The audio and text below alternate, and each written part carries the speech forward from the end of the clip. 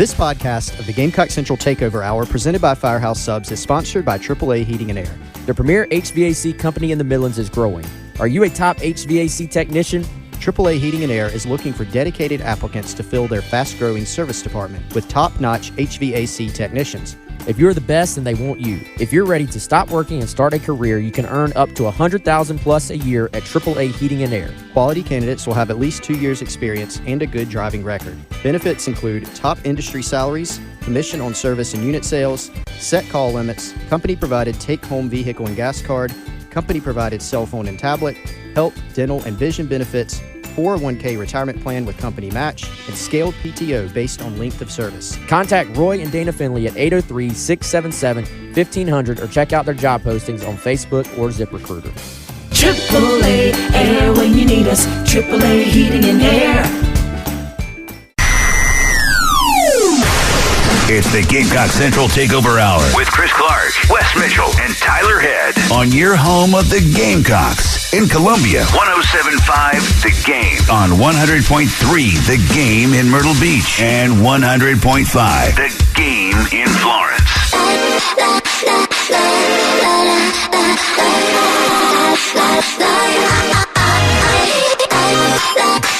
Welcome in. It's the Gamecock Central Takeover Hour presented by Firehouse Subs. Tyler, West, and Chris along with you on this Reaction Monday. Thank you once again to Boogie Huntley for hanging out with us in today's edition of the Garnet Trust Hour. I have that episode up for you a little bit later on the 107.5 The Game podcasting page. I was just thinking about it. We've yet to get a full position group to come through here. We've had 2 defensive linemen, 2 running backs, 2 quarterbacks, 2 DBs. Got 2 DBs in here. You counting Luke as a quarterback? Yeah, counting Luke as a quarterback. Okay. Yeah, I mean, that's what he is. So we're getting close to completing a whole group. We haven't done it yet. Well, we haven't had XL yet. We had Debo. We haven't had Stone. Have we had Stone? We've had Stone. Stone, okay. Back in the day. It's been a while. All right. So we got the 2 starting. We got some starters. We got starters. We'll get Tonka and Nick Barrett. That'll be most of the defensive, interior defensive line at least. Nick Barrett's a low-key guy. Boogie for president is all I got to say. You know what? I brought that up to him. He's not opposed to public office. Jay Phillips would be so happy. He could win, for sure. Love Boogie. Love that guy. Did fantastic, as always. But we had Tanner Bailey, too. So we had... more quarterbacks then. Yeah. We had Spencer Rattler, Luke Doty, Tanner Bailey. We just need Lenoris, and that's your top 4 on the depth chart, you would say, even though they don't fill it out that far. I think so. We got one more puzzle piece for quarterbacks then. Yes. Come on in, Lenoris. Hey. We've tried. Yeah. Not hard enough. Not hard enough. We still got 7 more weeks of the regular season. Lenoris is a lock for next year. I guarantee we will get him on the show. Guarantee? That's Chris Clark guarantee? I'll personally have to resign or something if we can't get him in here, but he'll be here. But obviously good insight from Boogie, getting prepared, coming off a bye week, getting prepared for Florida this upcoming weekend. And he was talking about something that Preston Thorne mentioned on the early game the other day with Bill and, what the bye week allows you to do. They do have 3 practices Monday through Wednesday of last week, and while you're not focusing on a specific opponent that upcoming weekend, you can really hone in on your technique and doing little specific things right, getting those kind of things better. And then, of course, you have the rest of the week where you have a couple days off for the physical and the mental rest, which he also said was very beneficial. And, we're hoping that they came out this weekend and look like a fresh and ready to go team for the final 7 games. I think the bye week, in terms of getting healthy, is just as important for the guys that we haven't been talking about all year long. Because we've talked about this past week, but those guys are dealing with bumps and bruises, and they're dinged up too. And Beamer in the SEC teleconference last week, he mentioned some of the guys that actually haven't even been mentioned on the injury report, one of them being Boogie Huntley. Yep. And, it's, hey, we got guys, he mentioned Trey Knox. We knew preseason Trey dinged up his knee, but he's played throughout the year. And Tonka Hemingway, a guy that Beamer mentioned last week, is just being dinged up. So I think for those guys to just Spencer Rattler just getting hit so many times. The number of times you get hit in a given season kind of piles up. We've talked all year about pass pro issues and how many times that's gotten Rattler hit. So I think just kind of getting the young guys some extra reps, maybe Knox takes some, a few reps off, Boogie can take a few reps off, stuff like that, even during those 3 practices, and then just a physical and mental reset after that. I think it's massive. I think we've seen South Carolina play pretty well coming off of buys or just coming off of kind of using this time to tweak what they're doing. Maybe you eliminate a couple things, maybe you add a couple things, and that's been a big key for Beamer's first 2 years is just being able to finish on a high note for the most part. And so I'll be curious to see going into this week. My initial thought on South Carolina, Florida is, what do we see new coming out of the bye week? We know they're not going to reinvent everything, but Beamer even hinted to the fact that there are going to be some new things to the extent that he said he's not going to tell us what they are, which means to me they're at least noteworthy enough that he doesn't want Billy Napier and the Florida staff knowing either. Yeah, and I got that question this morning on the Insiders Forum, Gamecock Central. Hey, what do you think those things are going to be? Is it What'd going you say? to be... I'll unpack it a little bit. But the overall answer is I don't know yet, right? But it was, is it going to be scheme or is it going to be personnel or is it going to be a combination of both? And so the only answer that I definitely had was I do think it'll be a combination of both. Now, like you said, Wes, it's not going to be I don't think it'll be a reinventing of the wheel. They're not going to come out and be running the wing tee all of a sudden offensively or something like that. It might even be some schematic things that offensively, defensively, on special teams, maybe they're not even as noticeable. Maybe they are, but to the naked eye, maybe they're just running a few different, maybe they're running a few more gap scheme runs instead of zones, things like that. Personnel, I think those may be more noticeable. Maybe some guys may be playing less at certain spots. Some guys may be playing more at certain spots or have a slightly altered role. Remember, we got into that last week a little bit of Shane Beamer had that very interesting comment on the teleconference about how guys were going to be, Wes, you'll have to kind of put it in the correct phrasing, but they might be playing in a different role within their role or something of that nature. It kind of got us wondering what exactly that means. So there could be some differences in personnel, and there could be some kind of schematic, philosophical shifts too, and he's very much hinted at those things and alluded to them. Well, and we talked specifically about the offense, and obviously Dow Loggins coming into the season having not called plays at the college level yet. You now have a 5-week sample size to go back and look at and assess what was good, what was bad, what needs to be changed. And again, having those extra days with the bye week can give you more time to dive specifically in what you're doing and what you can change going forward, whether that be scheme or personnel, like you said. And while it may not be noticeably different right out of the gate against Florida, if they feel like they can do small things a little bit better, hopefully that proves to be beneficial over these next 7 games.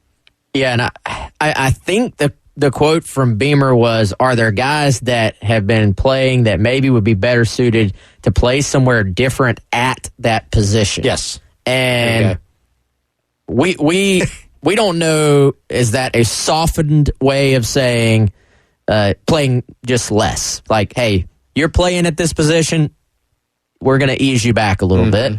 Or is that kind of similar to what we saw with like Nick Imawari? He's still playing defensive back, but they played him at nickelback against Tennessee when he's played safety for the, really his entire career, I think. So I think there's a lot of different ways this could go. It's a lot of different things that could mean. Some of the tweaks, if you're sitting in the stands on Saturday, you're probably not going to notice whatsoever. And even the personnel stuff, if you're not sitting there kind of going over in your head, oh, this guy's in at interior defensive line now. How many snaps has this guy been in? If you're not like kind of almost keeping a tally as the game progresses, you may not notice those until after the fact either. I notice something every single time when I rewatch the game on TV that I didn't notice just watching it live, because there's so much going on in a football game. I think that's what makes it fun. But I do think you've seen South Carolina get kind of creative at times in the past. There are some options here of different things you can do. I always thought the move last year to put Nate Atkins in as sort of a personal protector in passing situations was a big move for South Carolina.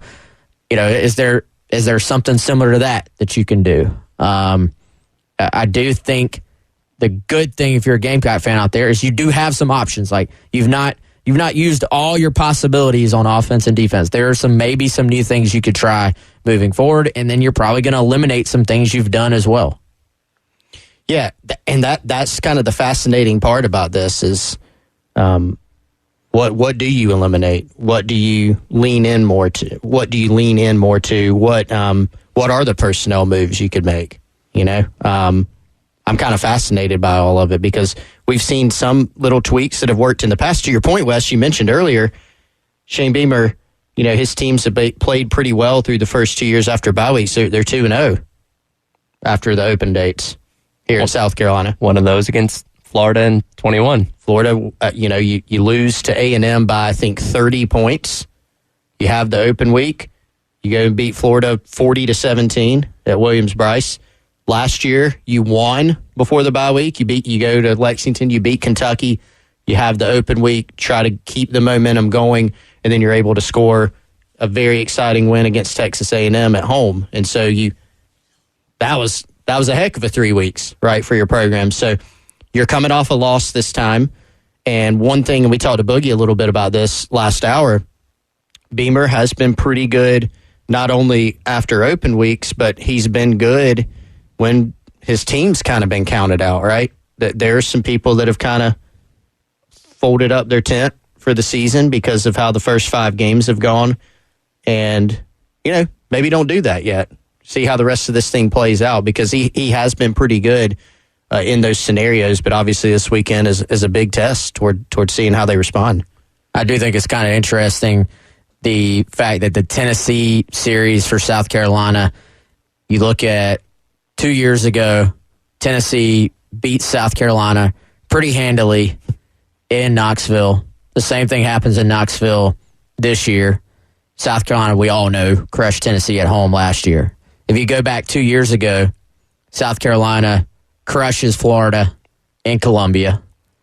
Fast forward last year, probably worst game of the year for South Carolina, that or Missouri, maybe just for as far as what it meant and kind of how it played out. But probably, yes, the ugliest game of the year for South Carolina. And, we all know they bounced back after that. But will this one have a similar sort of just, hey, home team kind of controls the game and smashes the away team just like we've seen in, with Tennessee as well. Like for the first 2 games of the Beamer era against Florida, that is how it's played out. Well, and Florida's just not a good team on the road under Billy Napier. They've got 1 win in the past year and a half, and that was against A&M. Their loss against Utah in week number 1 on the road. Now, the defense did play well, but their offense was pretty inept that night. And then, despite looking great against Tennessee in the Swamp, they go into Lexington last weekend and look awful and get run all over by Ray Davis. So they're just a completely different team on the road, and hopefully that plays into a factor of South Carolina winning on Saturday. Yeah, and that feels to me like it's not nothing. Like sometimes these stats get skewed because you're playing amazing teams on the road, then you're playing terrible teams at home, and it's just kind of that's why. This Florida team, they just have not played well. Like, sometimes you can say, they lost, but you can be like, well, they played a good game, but they got beat by a better team. Right. They have played at times awful on the road, which is something that now has become a thing, I think. You look at, kind of look on the message boards, even the commentary, the Kentucky game when I was watching it, the SEC Network guys were talking about it. And so now that it's a thing, it maybe becomes even more of a thing. Right. We'll continue to peek a little bit ahead of Florida as today's edition of the Gamecock Central Takeover Hour presented by Firehouse Subs rolls on here on a Reaction Monday on the Game.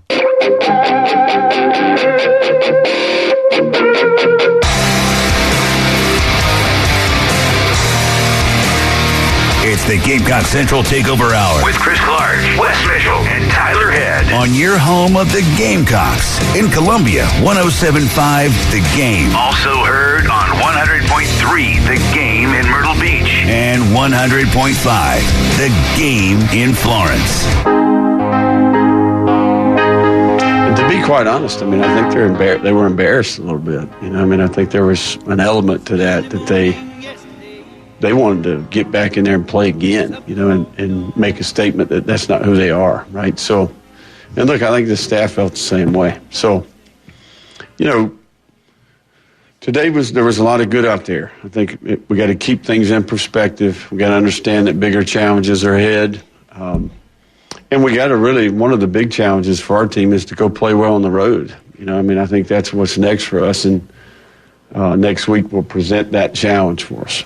Welcome back in Gamecock Central Takeover Hour presented by Firehouse Subs here on the game. Tyler, West, and Chris with you on this Reaction Monday. That was the voice of Billy Napier, head coach of the Florida Gators, talking about their 38-14 win over Vanderbilt this past weekend down in the Swamp. As you mentioned, they're looking to get back on track when it comes to winning road games. They head into Williams-Brice Stadium this weekend to take on the Gamecocks. Depending on where you look, South Carolina is either a 1-point favorite all the way up to a 2.5 or 3-point favorite. Regardless, it's a very, very tight line, and ESPN's Football Power Index basically has this as a pick 'em. It's expected to be a tight game. When you talk about South Carolina and what the rest of their schedule is, you know, we hate to say must-win game, but this is one of the ones that we're not saying it. You can't let slip through your fingers if you want to get to that 6-win mark to get yourself to the postseason. Yeah, I mean, probably. Mm-hmm. But we would have said that last year, and then South Carolina turns around and beats Tennessee and Clemson.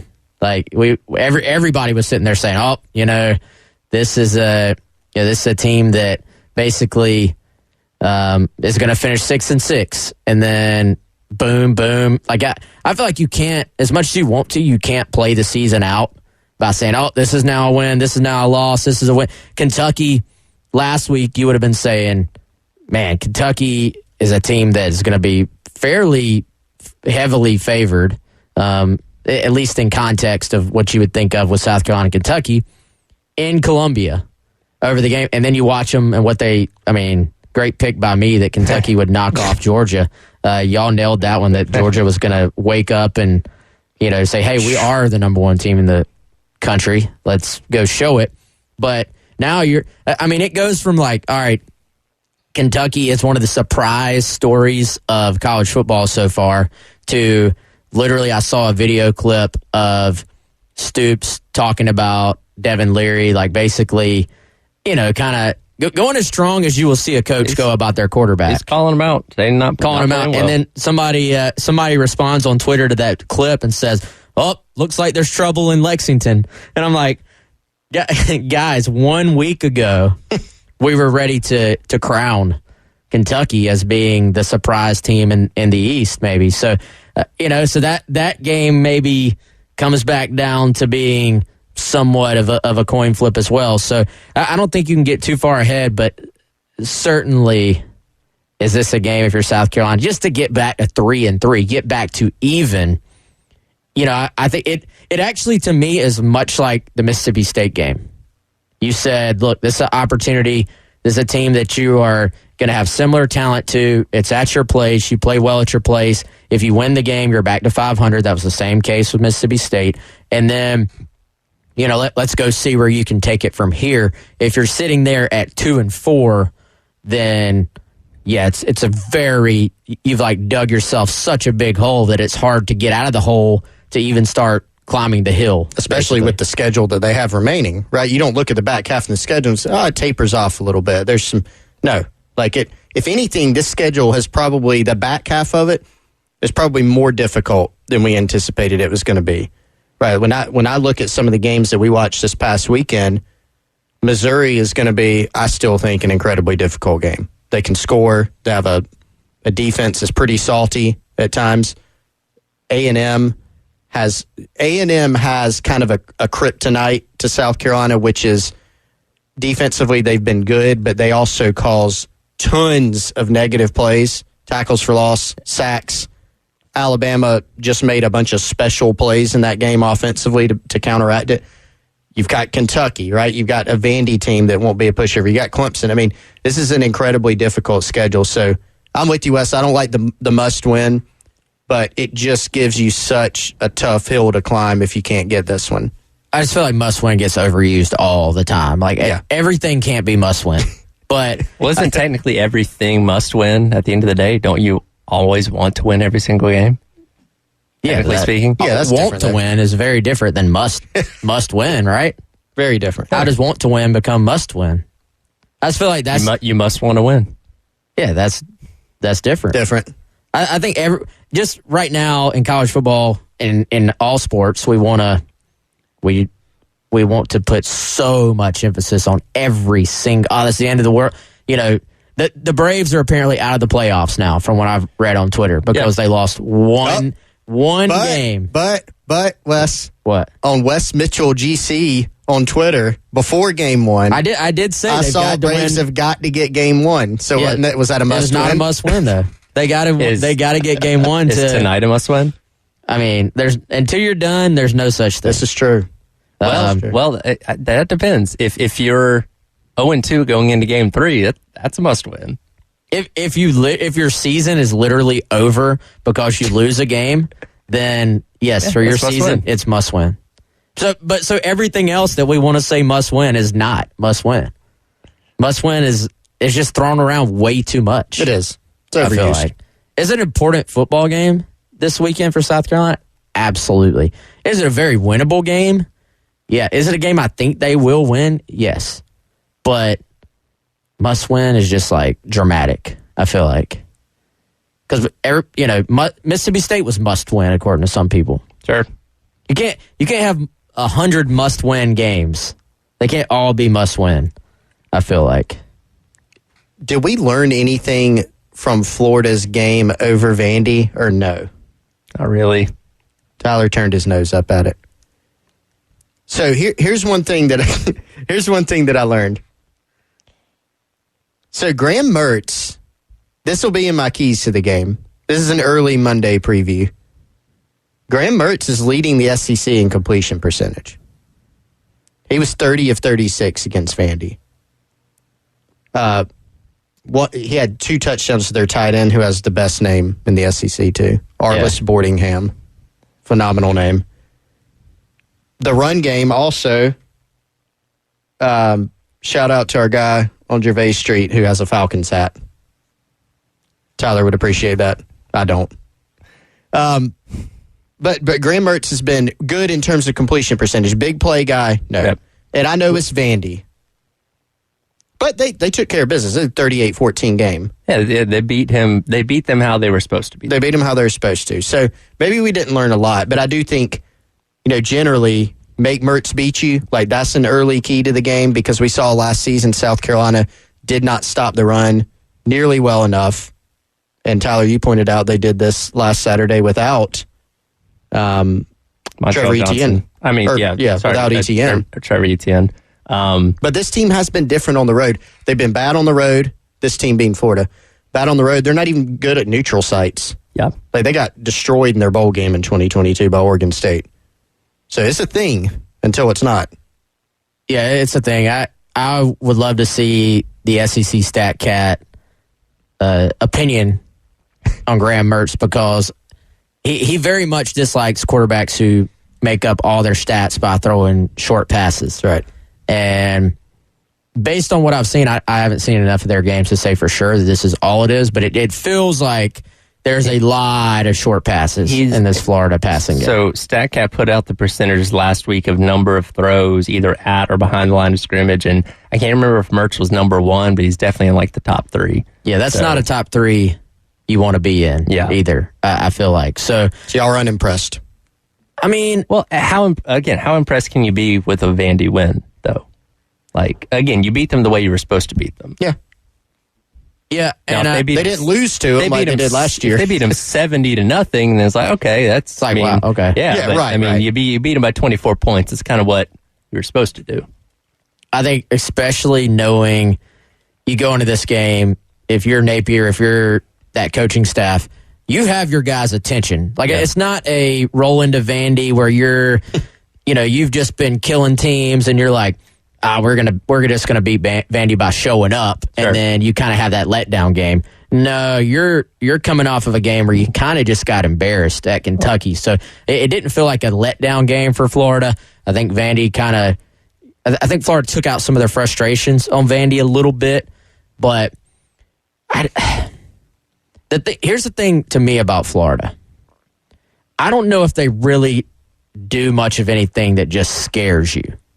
And like I looked at that Tennessee game for South Carolina, and you could find a lot of things that you're like, well, this scares you. Well, this scares you.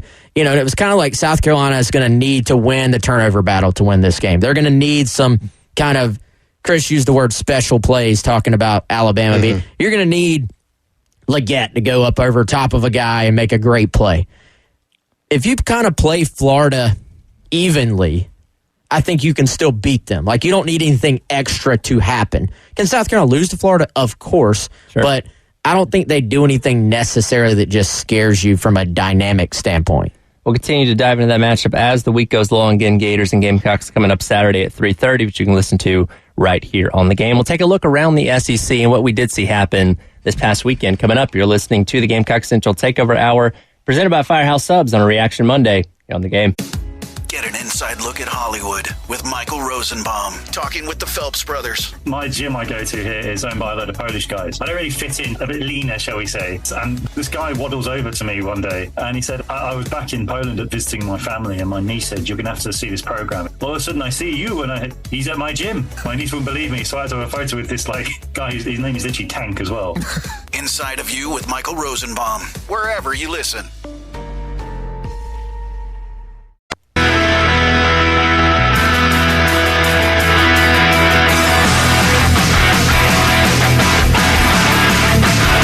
What you're talking about. Sponsored by Love Chevrolet. On your home of the Gamecocks.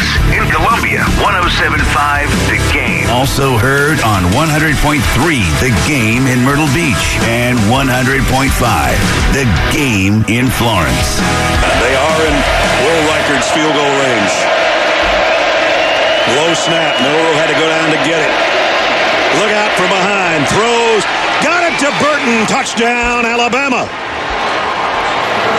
Welcome back in. Gamecock Central Takeover Hour, presented by Firehouse Subs. This is Brad Nessler on the call for CBS on Saturday. Alabama defeating Texas A&M 26-20 to improve to 5-1 on the season. You know, it was right at a month ago. I think we had all left Alabama for dead after that loss to Texas in Bryant-Denny Stadium. They've now won every single game since, looking as strong as ever on defense, and I mean, no reason to think they can't run the table the rest of the season and be an 11-1 team in the SEC championship game, again, despite where we thought they were a month ago.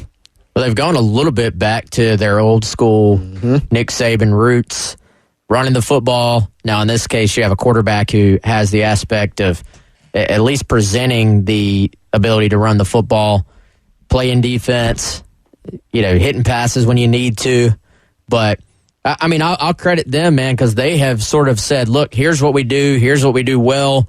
Here's what we maybe don't do that well. Let's kind of focus on what we do. And, they've made good adjustments so far. And, they put themselves in a position. That was a good football game on Saturday, back and forth, tight game.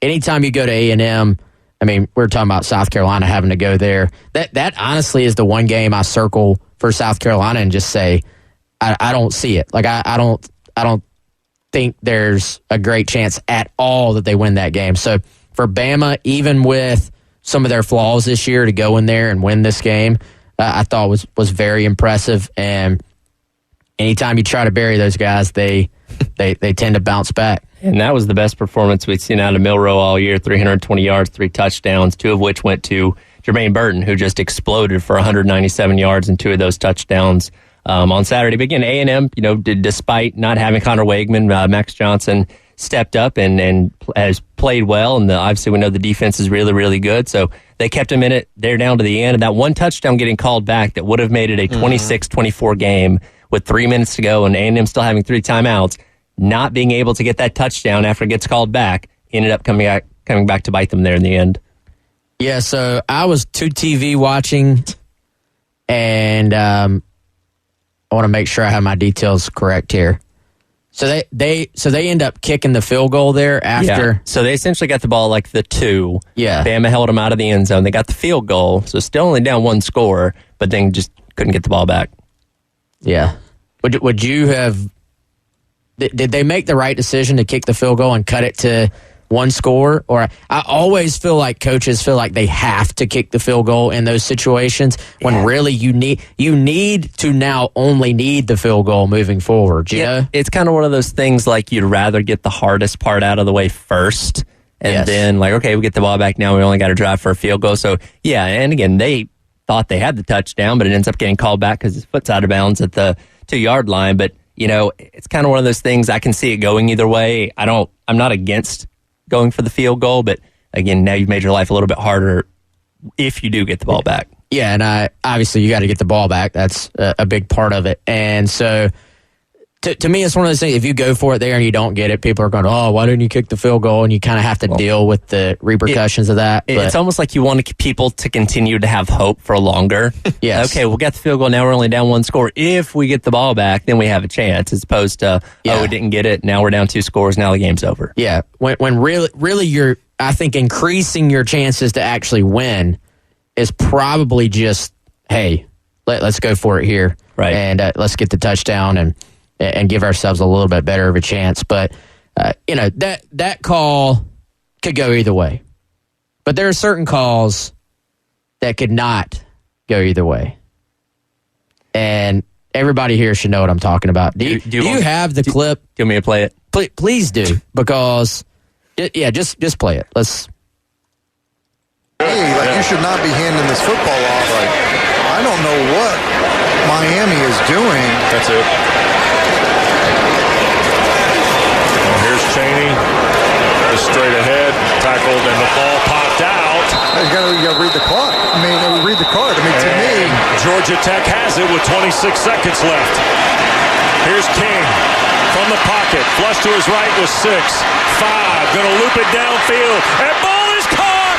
Touchdown, Georgia Tech. With 1 second to go in the ball game, Christian Leary. West Durham on the ACC Network on Saturday night. Number 17 Miami hands the game over to Georgia Tech, who ends up winning with that last-second touchdown. For those that didn't see it, under a minute to go, clock is running. Miami has a 20-17 lead. All they have to do is kneel it. Georgia Tech does not have any more timeouts. Sit on it, let the clock run out, walk away with the victory. Instead, they decide to run the ball, fumble it, and yes, Tech went down the field in those last couple seconds and got a last-second touchdown to win the game. I mean, it's unreal. More importantly, under 40 seconds to go. So that was the last play they had to run because it was under 40 seconds, clock's running, Tech can't stop it. You sit on it, game's over. Yeah, I don't know what explanation you could possibly have. Did you watch Cristobal's post game? Oh, I have that too. I saw the transcript. I saw the quotes. Right. You want to go ahead and play cut 9? This is Miami head coach Mario Cristobal on what happened there. And when the drive started, it was going to be at 157, and we would run about 127 off, and then it was recalibrated. Should have taken a timeout right there at the end. Thought you could get the first down, and we talked about 2 hands on the ball, but that's not good enough. Just we told them to take it again. That's it. Fumbled the ball 25, and went 75 yards in 2 plays. But you didn't need the first down. That's the thing. He got at least one follow-up question and said, we should have kneeled. Like, he did eventually finally bottom line it. Right. The question we didn't get an answer to is why. Why did you do that? Well, apparently this is common for him. Yes. He actually had the same scenario play out at Oregon back in 2018. He's not, I don't think he's ever actually called for a kneel to end the game. He always tries to run it. So Dan Hawkins you remember Dan Hawkins, Colorado, Boise State? He wouldn't kneel it at the end of games. Now, there can be some scenarios, like if you're up by 30 points. Yeah, if this is a 20-point game, nobody cares. But this is you can literally end the game. There's 2 options that I see. You either didn't think about it, which is a big problem, or you did think about it and decided, I don't know which one's the bigger problem. you did think about it, and you were like, and I really feel like Mario Cristobal may have been trying to be football guy. You know what I mean? We don't kneel. We play the play out. We play the game out. So, I mean, which one of those is it? And which one's the bigger problem? This all stems because Miami wore black uniforms and black's not in their color palette. I completely blame it on that. So, all right, let's have some nuance about it, though. Let's save this. Let's wrap up with more details of this because this deserves a deeper dive. Okay. We'll hit that coming up. You're listening to the Gamecock Central Takeover Hour. Presented by Firehouse Subs. Every Monday, Rich Eisen and Chris Brockman react to what's happening in the world of football on Overreaction Monday. Dolphins, Final Four AFC team. Oh, that is not an overreaction at all. I'm with you. You're in. I am in. The other three Final Four teams, if you were asking me to call my shot, this is the Overreaction Monday podcast. Call your shot. Entertainment purposes only, unless I'm right. Yeah. Chiefs, Dolphins, Bills, Ravens. Final Four. Overreaction Monday, the podcast. Wherever you listen. It's here on the game.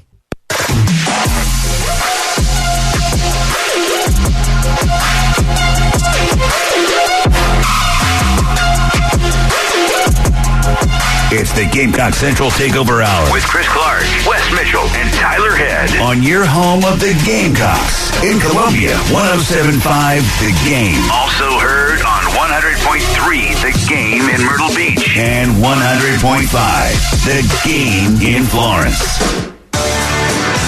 Welcome back in Gamecock Central Takeover Hour presented by Firehouse Subs on a Reaction Monday. Tyler, Wes, and Chris along with you. A couple more minutes to go before myself and Colin Taylor jump in for the halftime show from noon until 3. Continue to break down what Mario Cristobal did on Saturday night at the end of the Miami-Georgia Tech game. And it's funny, you talk about, if this fumble doesn't happen or if they're up by 20 points, we're not talking about this. An almost similar situation could have happened in the Alabama game earlier on in the day. People may have forgotten about this. Alabama, of course, has the lead, 26-20, running out the clock on 1st and 10 at the A&M 27. Jalen Milroe throws an incomplete pass to Malik Benson. A&M does not have any more timeouts left. Alabama should have ran the ball. Now, of course, it's an incomplete pass, didn't get intercepted or anything like that, but they put the ball in danger, similar to the way that Miami did, only it didn't go the wrong way for Alabama. Was that an RPO that he just, his brain just read it as a throw, and then everybody's like, what are you doing? Game time situation here? Like what, I think so. Because Saban was obviously ticked. Yeah, because I think he just kind of got lost in where he was. It's like, that's not the right call there, buddy. Yeah, because didn't Tank run out of bounds for Auburn, and that's what got Bryce Young the ball back? Yep, it was. And that was another one. At the time, you're kind of like, sure. They're still probably not going to, Alabama's not going to take advantage of this, and they drive all the way down the field and score. Because that actually set up Alabama on the last play of the game. There were 7 seconds left on a 4th down. Where they just had to run around, waste enough time, and then throw the ball out of bounds. So, again, that could have been avoided if you just run the ball on 1st down instead. Yeah, so the added context and nuance to this. So Dan Walken tweeted, hey, this guy never kneels. And so you go back, but you're like, okay, yeah, maybe true, but the examples he gives, Miami is beating Miami of Ohio 38-3. Okay, it doesn't matter if you kneel or not. Miami is beating Boston College 48-7. Okay, it doesn't matter if you kneel. So, most coaches maybe just run a play there anyway. Nobody blinks twice. Well, and then people said, hey, this happened at Oregon. They fumbled. They end up going to overtime against Stanford a number of years ago. Well, in that case, it was already 2nd and 2. Mm-hmm. They needed a 1st down to complete the process of running out the clock. So people can point that out as, this has happened before. No, every coach tries to get the 1st down, especially if it's 2nd or 3rd and 2 in that situation. So, yes, that was bad at the time that you fumbled in that spot. That should have, I would think, have been a reminder of, hey, this can happen. You can fumble late in a game situation. But in my opinion, it's still not the same situation. I have no problem with my coach saying we need 2 yards to end the game. Every coach in America is going to run the ball there. Should. Yeah. So that's That's not a problem. It's a problem when there's less than 40 seconds left. The opponent does not have a timeout, and it is not fourth down. I don't. We were talking off air. There are all types of situations where you say, I disagree with that call. Sure. But then the coach is like, well, we were thinking this, this, and this, and this. And you say, well, I may not agree with it, but at least there was logic. At least there was thought. At least you can sort of say, well, I see what they were saying. I see what they were thinking. Right. In this case, how many times have we ever seen a coach literally put his team in a position to lose the game? And this is their first loss. They were undefeated. Yep. How do you look your team in the eyes in the locker room after making that call is what I wonder. Yeah, how do you explain the decision? I'm sure he'll be asked about it more and more. Sure. You know, and I want to hear an explanation of what the thought process was. Like Wes said, I don't see any logic in it, but what was the logic that they were trying to apply? There were lots of, I do remember seeing the shots on the sideline from the broadcast. Coaching staff was talking before it. Sure. It kind of talking pretty, not frantically, but they were talking. Not everybody wasn't super calm. And so was there some kind of confusion on the clock? I mean, there had to be something. I mentioned Dan Hawkins, y'all. Here's the scenario in 2003 when he was coaching at Boise State. This didn't end up biting them, but they had a 20-14 lead against Tulsa with 49 seconds left and could have run out the clock. Instead, they scored a touchdown. Then Tulsa scored 11 seconds later to cut it to 27-20, and they tried an onside kick. Now, they didn't get it, but Dan Hawkins was asked about it, and he said, if we had knelt on the ball at the end of the game, wouldn't it have been the end of the game? Yes, it would have been, but Gandhi didn't take a knee. Martin Luther King didn't take a knee. Thomas Edison didn't take a knee. I'm sure not going to take one. So that's his logic. Football guy. Man. We're not taking knees around here. What is Thomas Edison? Really? That's the one I didn't get. I get the first two, but... We got light bulbs to invent, guys. We can't take knees around here. How have I never heard that quote? Well, why is that not on a T-shirt? That is a brilliant business idea. I don't know if anybody would get it. Like, what does that T-shirt say? Thomas Edison didn't take a knee. I'm not going to either. That's the bar for football guy right there, for sure. Did I dream this, or didn't Kevin Steele have a moment like this at Baylor? Probably because they went like 1-11. I don't. Kevin Steele's been everywhere. Including Alabama 87 times. I don't know. I feel like that was a thing where there was a late fumble when they could have run the clock out and they ended up losing. But I did. I found it. We'll talk about it tomorrow. Sounds good. Save that for another day. That'll do it for today's edition of the Gamecock Central Takeover Hour, presented by Firehouse Subs on Reaction Monday. Coming up next, myself and Colin Taylor for the halftime show, taking you from noon until 3, right here in the game. We're all juggling life, a career, and trying to build a little bit of wealth. The Brown Ambition podcast with host Mandy and Tiffany the Budgetnista can help. If I do even consider lending, I always ask myself, will this solve the problem? So I know you don't have your money for mortgage because you don't have a job. So what happens next month? Oh, I don't know. I'm going to have to think about the next month. Now, it's another thing if you're like, hey, Tiffany, I have $1,000 left to pay my car, and then I'm car note free, and I'll be able to pay you back, the 3 months I used to pay my car note. That solves the problem. Brown Ambition. Wherever you listen.